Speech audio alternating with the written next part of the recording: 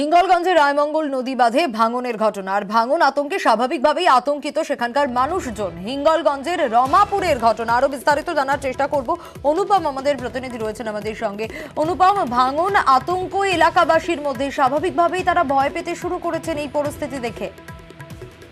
হ্যাঁ দেখো, এই যে হিঙ্গলগঞ্জের যে রমাপুরের রায়মঙ্গল নদীর প্রায় 300 ফুট বাঁধ ভেঙে গেছে এবং এই বাঁধ ভাঙার ফলেই কিন্তু এলাকার মানুষ কিন্তু যথেষ্ট আতঙ্কিত হয়ে পড়েছে। তার কারণ এই হিঙ্গলগঞ্জ ব্লক জুড়ে কিন্তু ইয়াস আমফানের মতন ভয়াবহ যেসব নদীর বাঁধ ভাঙন বা ভয়াবহ বিপর্যয় কিন্তু এখানে হয়েছে, সেই আতঙ্ক কিন্তু তাদের মনের মধ্যে এখনো রয়েছে।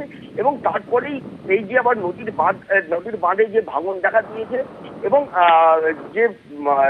যেটা অনুপম, 300 ফুট মতো প্রায় বাঁধ ভেঙে গিয়েছে, যেখানে গ্রামে জল ঢোকার আশঙ্কা করছেন গ্রামবাসীরা।